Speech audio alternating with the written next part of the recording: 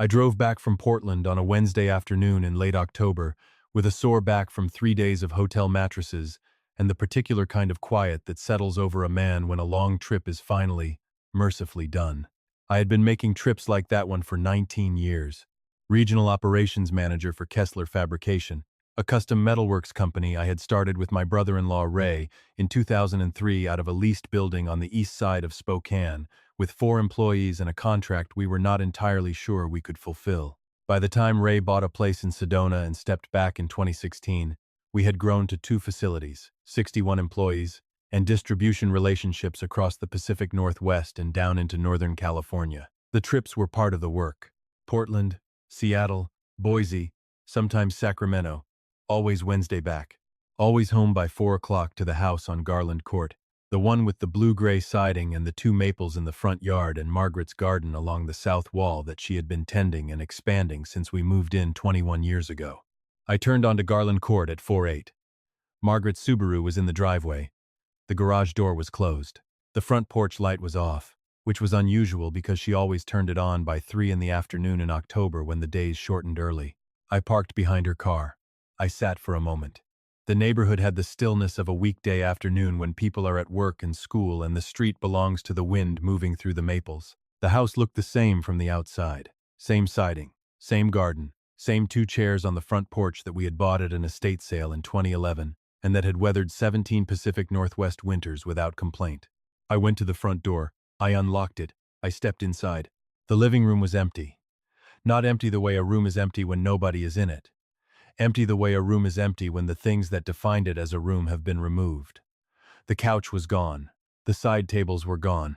The framed photographs that Margaret had arranged on the wall above the fireplace, our wedding portrait, the girls when they were small, the family photo from Cannon Beach in 2017 that everyone agreed was the best one we had ever taken, were gone. The nails were still in the wall. I stood there and looked at the nails. I walked through the dining room, where the table was gone. Through the hallway, where the console table Margaret had refinished herself one summer was gone, and the mirror above it that had reflected our faces for 2 decades was gone. To the kitchen, where the appliances were still in place because they were built in, but the everyday dishes were gone, and the cast-iron pans Margaret had collected over 30 years of marriage were gone, and the cabinet doors were standing open. The way you leave cabinet doors when you are in a hurry, or when you want someone to understand clearly what has been taken. There was one thing on the kitchen counter, a white envelope, standard size, no stamp, my name on the front in Margaret's handwriting. Walter. I have been told, by people who know me well and by a few who don't know me well enough, that I am a difficult man to surprise.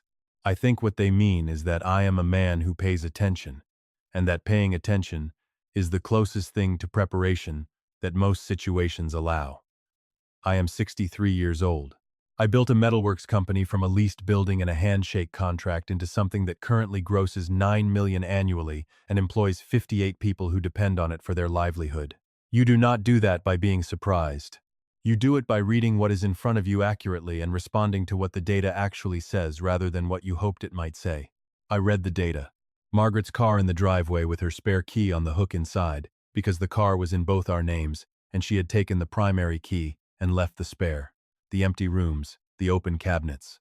The single envelope with my name on it in the handwriting I had known for 31 years.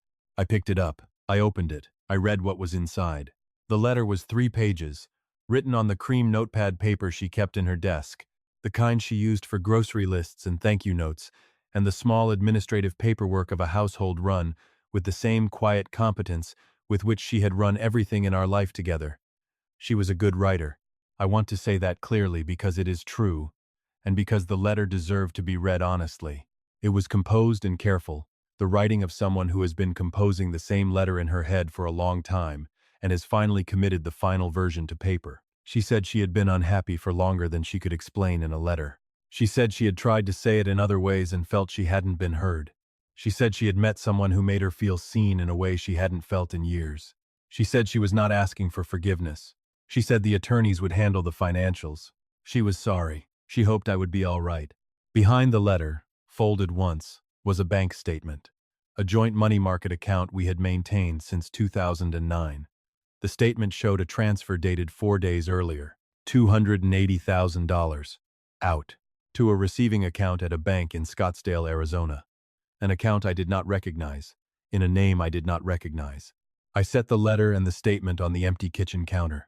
I stood in the kitchen of the house I had owned for 21 years, surrounded by the negative space of everything that had been removed, and I thought about the data. What the data said was that my wife had been planning this for a very long time. What my wife did not know was that I had understood that for 16 months. My name is Walter Kessler. I am 63 years old. I live in Spokane, Washington, and the woman who left a letter and a bank statement on my kitchen counter on a Wednesday afternoon in October made a calculation she believed was complete.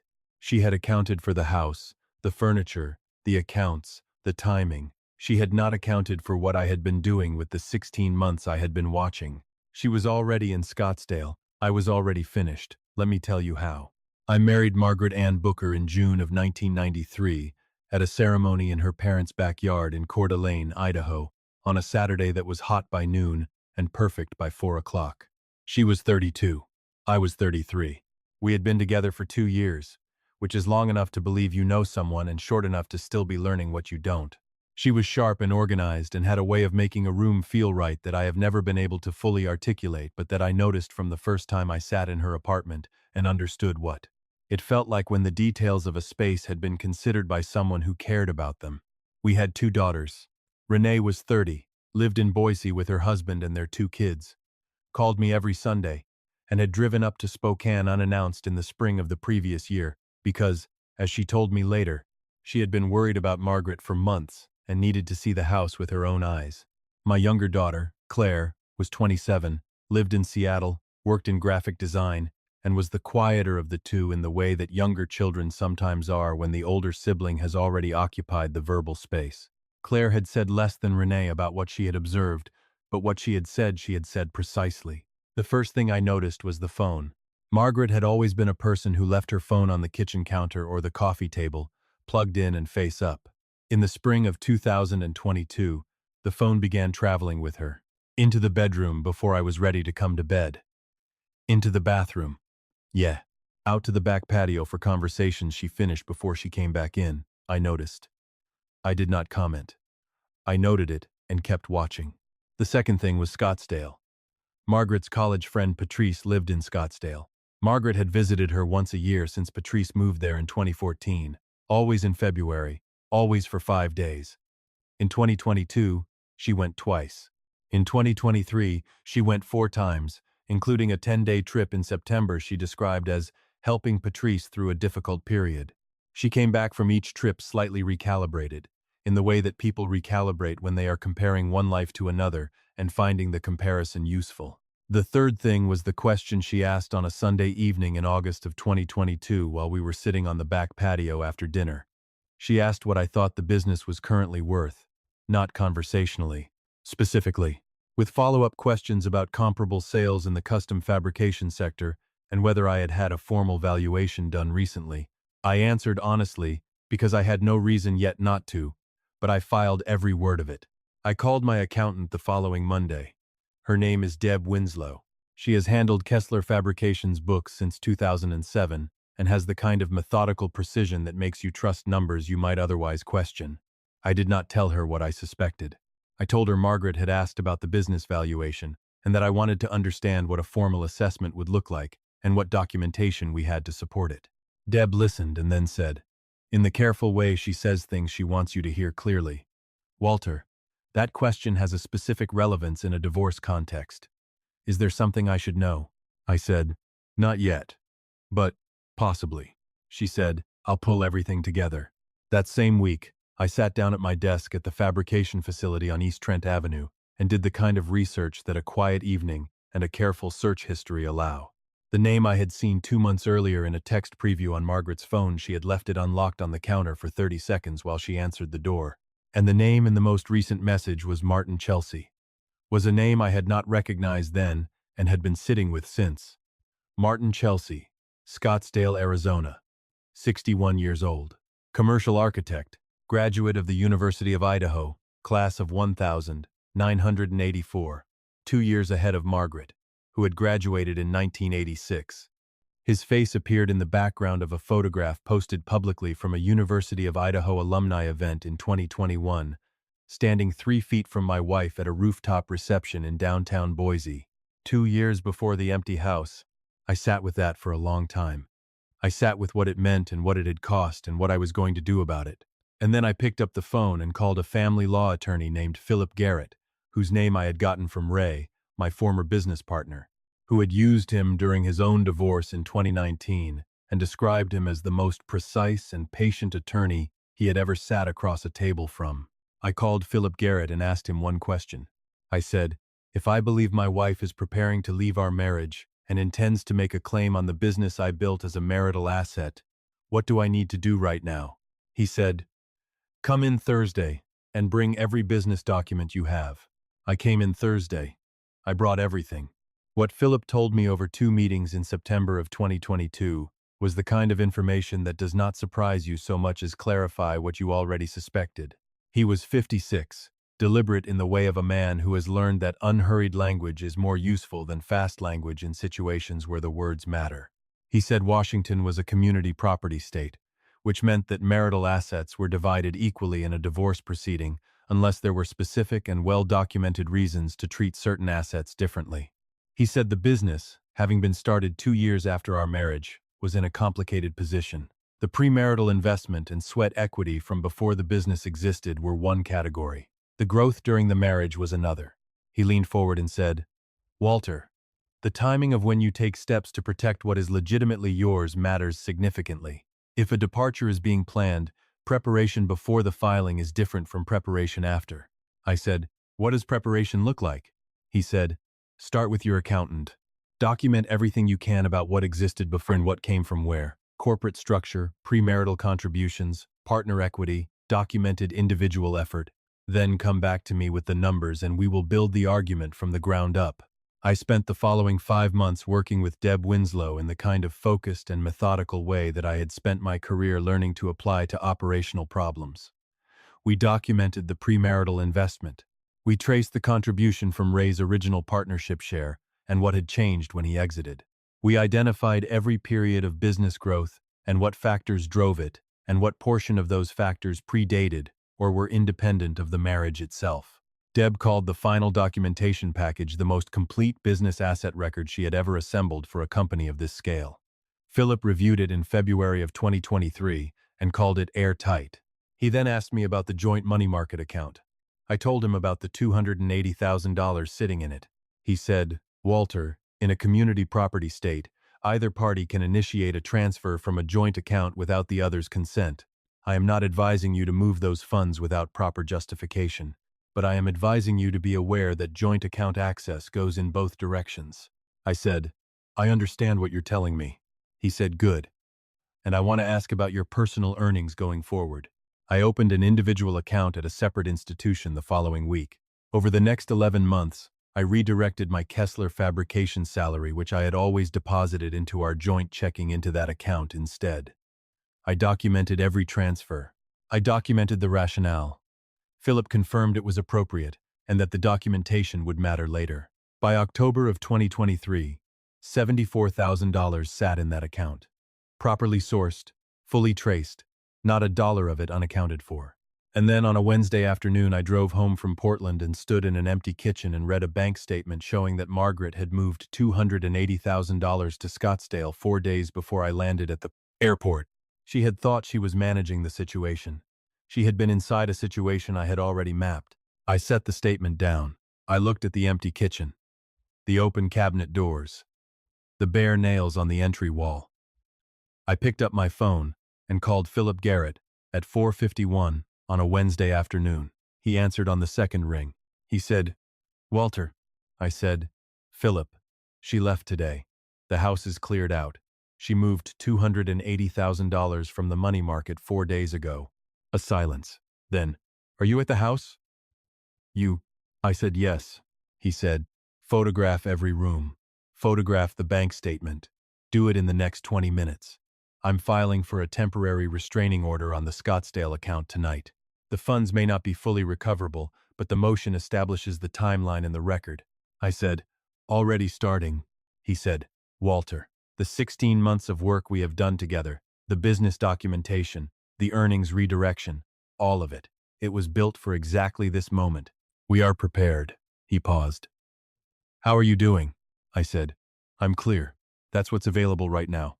He said, that's enough. Call me in the morning. I spent an hour walking through every room with my phone. The empty living room with the nail holes in the walls. The dining room without its table. The bedroom where my clothes were still in the closet because she had taken hers and left mine, which told me she had been removing things incrementally over weeks, rather than in a single concentrated effort. The house had been emptied the way a lake drops during a dry summer slowly, and not obviously, until the level falls below the mark you remember, and you realize the change has been happening longer than you noticed. I called Renee from the empty living room. She picked up on the first ring. I told her what I had come home to. She was quiet for 3 full seconds, which is a long time for Renee, and then she said, steadily, Dad, how long did you know? I said, I started watching 16 months ago. I've been working with a family law attorney since September of 2022. She said, did you know about him? The person in Scottsdale? I said, since August of 2022. Another pause. Then, you didn't say anything to us. I said, there was nothing useful to say until I had something useful to do. I needed to be ready before the situation arrived, not after. She said, are you okay? I said, I'm functional. She said, I'm coming. I said, Renee, it's 4 hours. She said, less if I leave now. Is there food? I looked at the open cabinets. I said, there is not currently food in this house. She said, I'll stop at the Costco in Coeur d'Alene. Don't go to sleep before I get there. I said, I wasn't planning to sleep tonight. She arrived at 9:47 with 2 bags from Costco and a pot of soup her neighbor had made, and pressed on her when she heard why Renee was driving to Spokane on a weeknight. It is the kind of detail that is practical and quietly moving and that I did not fully process until later. She walked through the house with me room by room, not filling the silence with words, just moving through the empty spaces the way you move through a place you are trying to understand. In the empty living room, she stopped and looked at the wall above where the fireplace mantel had been staged with candles and framed photos for 20 years. She said, it's just a house, Dad. Everything that matters in a house is what you built. The walls don't store that. And I said, I know. She said, what does Philip say about the money? I said, the restraining order motion was filed at 9 o'clock. The Scottsdale account is flagged. He says the documentation we have built makes the recovery argument as strong as it can be. She said, and the business? I said, the business is mine. Deb and Philip built a documentation record over 16 months that establishes that clearly. If Margaret's attorneys challenge the business valuation, they are walking into a wall of paper that says exactly what happened and when and why. Renee looked at me the way she has looked at me since she was a teenager, with the particular measuring quality of someone assessing whether what a person is saying on the outside matches what is happening on the inside. She is 30 years old and has her mother's eyes and her grandmother's stubbornness and considerably more patience than either of them. She said, Dad, I know you are in operational mode right now, and I know that is how you get through things. I also know you were married to that woman for 30 years and you came home to this today. She gestured at the empty room. You are allowed to not be fine. I said, I know I'm allowed. I am choosing useful right now because useful is what the situation requires. The other thing I am allowed to feel will still be there when the useful part is done. She nodded slowly. She said, that is extremely you. I said, is that a problem? She said, no, it's just recognizable. She paused. Mom used to say you were the most prepared person she had ever met.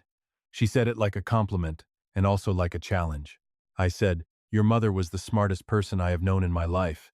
She saw everything clearly, including me. She would have known what to say tonight. I said yes, she would have. We sat on the floor of the empty living room because there was nowhere else to sit, and we ate soup out of the pot with 2 spoons, and talked until past midnight about things that mattered and a few that didn't. And somewhere in that time the empty house stopped being the location of what had been taken and became simply a house that needed furniture. Which is a problem with a solution. I have always been better with problems that have solutions. The divorce took 9 months. Philip Garrett is exactly what Ray described, thorough, unhurried, and precise, in the specific way that matters in a contested proceeding, which is that he never overreached and never left anything undocumented. The business valuation record that Deb had assembled was the foundation of the entire proceeding. Margaret's attorneys, a firm based in Scottsdale, came in with an aggressive position on the business and encountered 16 months of documentation that answered every question before they finished asking it. The money market transfer became the central contested issue, as Philip had anticipated. $280,000 moved 4 days before the divorce filing, transferred to an account in Scottsdale held in Martin Chelsea's name.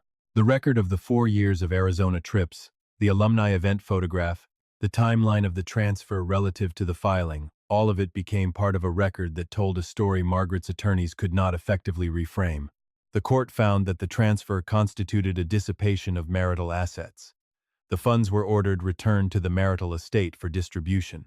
Washington's community property framework entitled Margaret to a portion of that distribution. A portion came to me. The net outcome was not everything I had built, but it was an accurate accounting rather than a theft, which is what it would have been without the preparation. The business was evaluated by a court-appointed neutral assessor who reviewed Deb's documentation and confirmed its conclusions. The portion of Kessler Fabrications' value attributable to the marriage period was included in the marital estate calculation. The portion attributable to premarital effort, to raise original partnership, to documented individual contribution that was treated accordingly. The settlement was painful the way any division of something you built by hand is painful. But it was based on what was true, not on what one party had managed to obscure. There is one moment in the proceedings I want to tell you about because it is the moment the story is actually about, underneath all the documentation and the legal process. In March of 2024, during a deposition in Philip's conference room, Margaret's attorney asked me when I had first begun redirecting my personal salary to a separate individual account. I said September of 2022. He asked why. I said because I had observed several things in the preceding months that led me to believe a divorce was being planned, and I had taken documented legal steps to protect my individual earnings from that point forward. He said, "What specifically had you observed at that time?" I said, "A change in phone behavior beginning in the spring of 2022, an increase in the frequency and duration of trips to Arizona, a specific set of questions about the business valuation asked in August of 2022, and a name I had seen in a text message preview in June of that year. Martin Chelsea." The room was quiet. Margaret was seated across the table from me. It was the first time I had looked directly at her since we sat down. She was looking at her hands. Margaret's attorney said no further questions on that line. I looked at Philip. He made no expression. He did not need to. What had just happened in that room was what 16 months of preparation had been building toward. Not the filings, not the motions. The moment when the person who believed they had been the architect of the situation understood that the situation had had two architects all along, and that I had started building at approximately the same time she had. She had believed she was managing a departure. She had been inside a departure I had already planned for. The settlement was finalized in August of 2024. The house on Garland Court was sold. The equity was divided. I bought a smaller place in the Audubon neighborhood of Spokane, a 1950s craftsman with a detached garage. I have been converting into a proper workshop and a yard that needs more work than I initially estimated, which is fine because work is what I do when I need to think, and I have had considerable thinking to do. Renee comes up from Boise every 6 weeks. Claire comes when her schedule allows, which is less often but always exactly when it is most useful, in the way that quieter people often are. Ray Booker, my former business partner, who is also Margaret's younger brother, and who handled the difficulty of that position with more grace than anyone had a right to expect, came up in September and helped me frame out the workshop walls on a Saturday, which is the kind of thing a man who helped you build something from the ground up does when you need help and haven't asked for it, because he knows you well enough to show up without being asked. My father died in 2019, 4 years before any of this arrived. I have been thinking about him a great deal in the past year. He was a contractor, a man who built things with his hands and had a contractor's understanding of the relationship between preparation and outcome. He used to say, when we were framing a structure together, and I was impatient to get to the visible part of the work, "Walter, the part nobody sees is the part that decides whether the part everyone sees is still standing in 20 years. He meant the foundation. He meant the framing inside the walls. Losing him without warning, a stroke on a Tuesday morning in April, here and then not, no preparation possible, taught me something foundational about the difference between what you can control and what you cannot. What you cannot control will undo you without warning, without negotiation, without any regard for whether you were ready. What you can control, you prepare completely, without assumption, without the comfort of believing that preparation is unnecessary because you would prefer the situation not to arrive. The situation arrived. I had prepared. The preparation was sufficient. On a Wednesday afternoon in October, I stood in an empty kitchen and read a bank statement that was meant to tell me that everything had already been decided and that I was standing in the aftermath. What it actually told me was that the aftermath had been accounted for, that the work was done, that the documentation was in place, that I was not reading a statement that told me what someone else had taken. I was reading a statement that confirmed that I had already protected what mattered before anyone could take it. That is the document that counts, not the one that shows you what was removed, the one you built beforehand, that shows exactly what is yours and exactly what you did to earn it. The workshop in the Audubon Craftsman is about halfway finished. The yard is better than it was in August, which is all you can ask of any yard in October in Spokane. The framing Ray and I put in is good and square and will hold whatever goes on top of it. I go out there in the mornings sometimes, before the day starts in earnest.